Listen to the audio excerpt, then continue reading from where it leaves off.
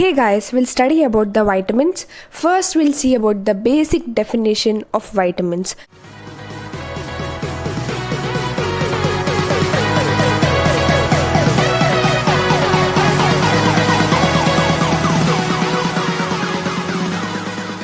What are vitamins? So these are some of the organic compounds which are occurring in small quantities. We can usually see the vitamins in the natural foods and they are very important for maintaining our good health.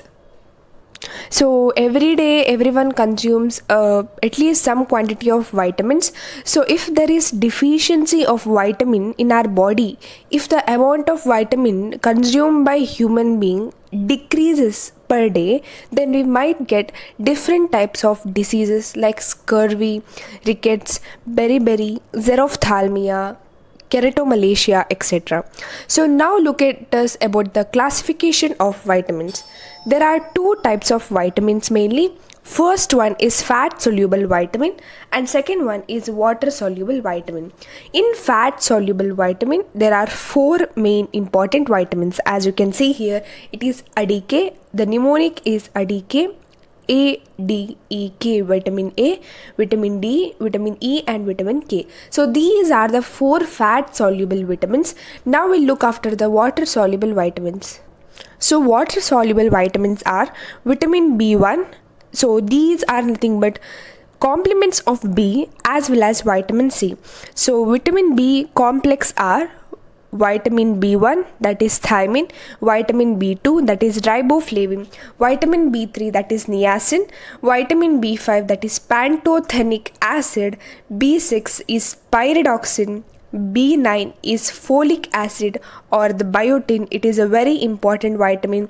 Vitamin B12 is the cobalamin and finally the vitamin C. So these are the classification of general vitamins.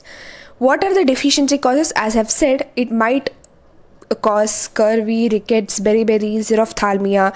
Why these deficiency is caused? So first main thing is due to reduced intake. The normal amount of vitamin we consumed has decreased in our body, or if there is impaired absorption, in the sense we are consuming proper vitamin but there is decrease or impairment in the absorption in our intestines, or there might be impaired metabolism, there might be some problems in our metabolism, the carbohydrate metabolism, protein metabolism, there is some problem in that, or there is increase in the requirement, or you have taken or consumed more amount of vitamins, or if there is increase in losses. The last one, there is increase in losses.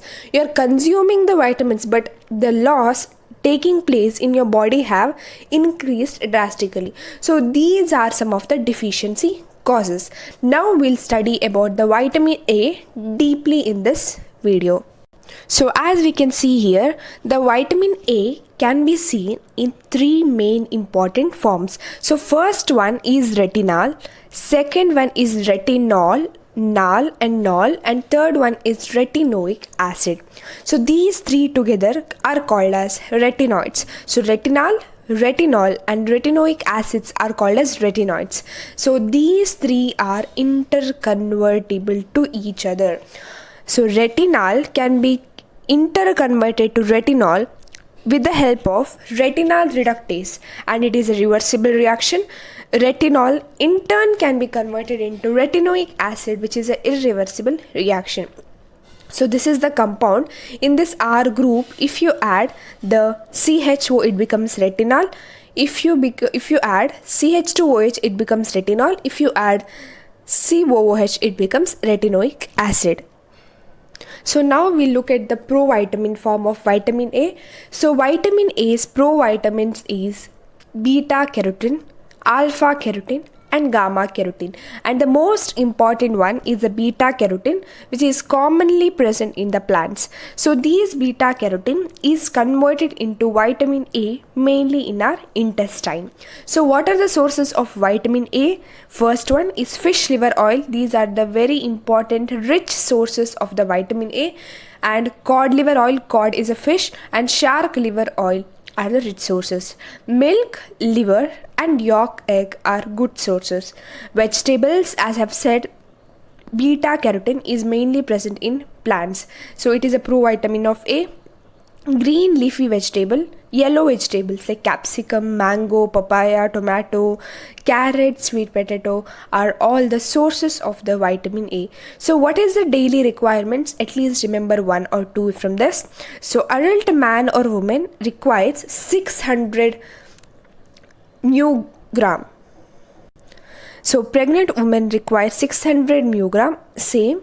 So lactation, it has to be slightly increased to 950 μg. Infants contains 350 μg and children should have an intake of 400 μg of retinol.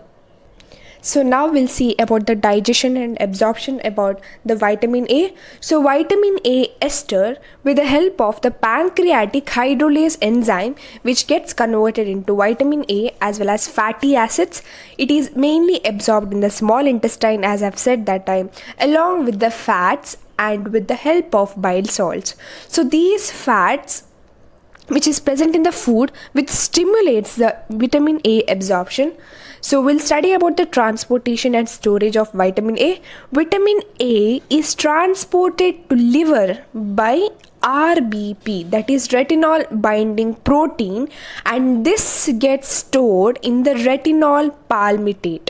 So vitamin A is transported into liver by RBP, that is retinol binding protein, and it is stored in the retinol palmitate. We'll see the functions of these three are: retinol mainly helps for vision, retinol mainly helps for reproduction, and retinoic acid mainly helps for the normal epithelium growth. We'll see some more functions of the vitamin A. So first we'll see the role of retinol in vision.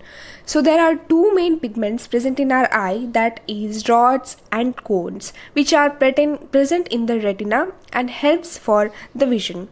So rods contains a pigment called as the rhodopsin, RR.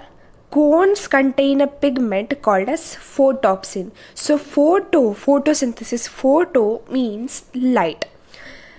Cones mainly help for bright light and color vision, whereas rods mainly help for dim light. Both of these pigments contains a vitamin A derivative in the form of 11-cis-retinol. And retinol mainly helps for the normal reproduction. Iron transportation is also a very important function of vitamin A. So retinol promotes the synthesis of transferrin and helps for the iron transport and also the hemoglobin synthesis. And the retinoic acid, which helps for the normal epidermal growth, mainly helps in normal differentiation of the cells, mucus secretion of the epithelial cells. It prevents the keratinization of the epithelial tissues. These are some of the functions of vitamin A. Vitamin A also helps for the growth. Retinoic acid mainly helps for the skeletal muscle growth, bone growth, anti-carcinogenic effect. Anti-carcinogenic effect is mainly by the beta carotene, which is an antioxidant. As I've said, carotene has three forms, that is alpha, beta and gamma. So beta carotene is one of the very important antioxidant which reduces the risk of the cancers by free radical method. It also plays a very important role on skin, gene regulation and immunological system. So deficiency, what are some of the deficiency if there is decrease in amount of vitamin A in our body? So the first important is the night blindness. Remember, the first important deficiency of the vitamin A is night blindness, which is also called as beriberi. So what is happening here in the sense, visual activity of our eyes is diminished in the dim light. So in the dim light, you cannot see all the things around you properly. So the visual activity of your eyes has been decreased. Second one is xerophthalmia. In xerophthalmia, the conjunctiva of our eyes become dry, wrinkled and thick. So what is happening here? So it is getting keratinized and it loses its normal transparency. So there will be dryness spreading around the cornea, and it also might cause some infections around your eye. So this is what happening in the xerophthalmia, that is conjunctiva of the eye become dry, wrinkled and thick. We'll look after some more of the deficiencies. The third one is keratomalacia. So what happens here in the sense, when xerophthalmia occurs, that is when there is dryness around your eyes, and if you are not treating it, it might lead to keratomalacia. That is, there will be ulcer development in your cornea and degeneration, which might lead to complete total blindness. So you have to take precautions than cure. So xerophthalmia should be treated. If you have xerophthalmia, it should be treated as soon as possible, or it might lead to keratomalacia. The fourth one is the renal failure. So in renal failure, there will be keratinization in the renal tract. So it might ultimately cause to renal failure. Respiratory infections might be there, that is due to keratinization of the respiratory tract. Here it is renal tract, here there is keratinization of respiratory tract, which will decrease the mucus formation in the respiratory tract, and it will become dry, and it will increase the respiratory infections. So the probability of causing infections in your lung will be more. So there might be reproductive failure, growth retardation and microcytic anemia. So these are some of the deficiency of the vitamin A. So we'll study about the assessment of vitamin A. So what are some of the tests to be done to detect the vitamin A deficiency? First one is dark adaptation test. So the time required to adapt to see object in the dim light. If there is vitamin A deficiency, then the time taken in the dark dim light will be more. So there will be decrease in the RBC level in serum. Vitamin A in the serum will be increased, whereas RBC level in the serum decreased. So normal blood level of vitamin A, you have to remember this, that is 25 to 50 μg per deciliter. So when is the toxicity caused? So when there is excess vitamin A consumption, that is over consumption of vitamin A, will cause toxicity in your body. So what are the symptoms of vitamin A? So first one is hepatomegaly. Hepatomegaly is nothing but the liver enlargement. There might be peeling of the skin, skeletal deformities, irritation, headache, drowsiness and anorexia. Anorexia is nothing but obese. So the tendency of becoming fat will be more. So that's it about vitamin A. In the next video, we'll be studying about the vitamin D. So hope you like this video.